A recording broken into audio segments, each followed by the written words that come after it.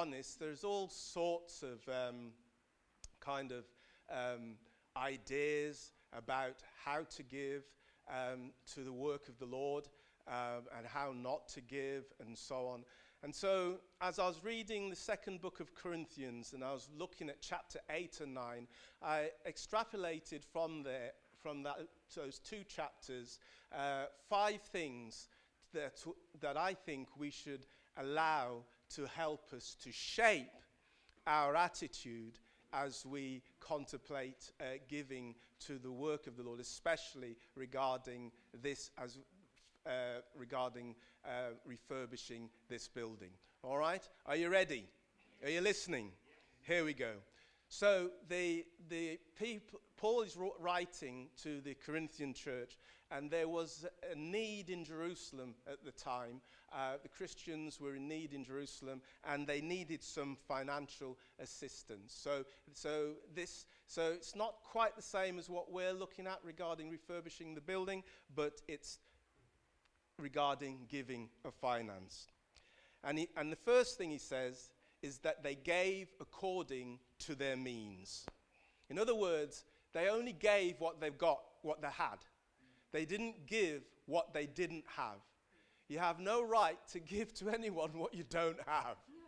And in our system today, where there's credit cards and loans and all this sort of stuff, we kind of live in debt all the time, don't we?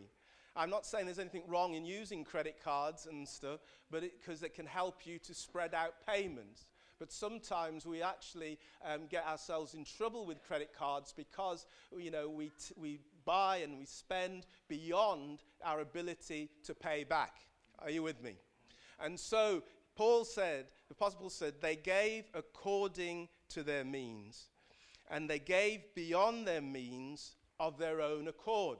Hang on a minute, they gave according to their means, and then they gave beyond their means according to their own accord. What's he saying there?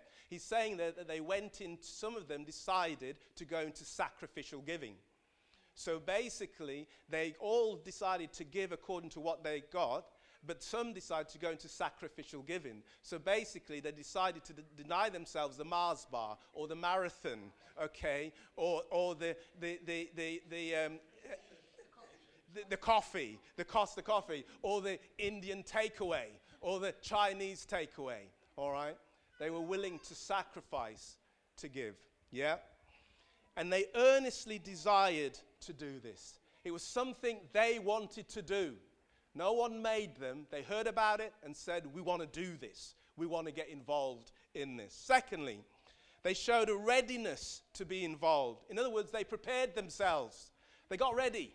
They thought about what and strategized about how they were going to give according to what they had, not according to what they did not have. Are you with me? And then Paul talked about, he says this, sow sparingly, reap sparingly, sow abundantly, reap abundantly. Do what you have decided in your heart, not reluctantly or under compulsion. God wants you to be a cheerful giver. So he says, if you sow sparingly, you'll reap sparingly. But if you sow generously, you'll reap, generously. But do it according to what you have decided to do in your heart and be happy about it. All right? Don't compare yourself to somebody else. Do what you feel God has said to you to do in your heart. And God promises you, number 4, that you'll have all sufficiency in all things at all times, so you may abound in every good work. That's the promise.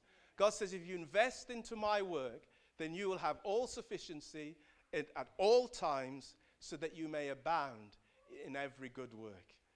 You will know no lack to give to the things of God.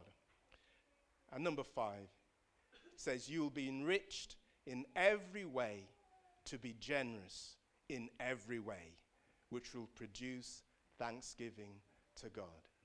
God is saying, my promise to you is if you'll give to my work, you will be enriched in every way to be generous in every way, which will produce thanksgiving to God. This is the attitude we're called to give with. It's good news, isn't it?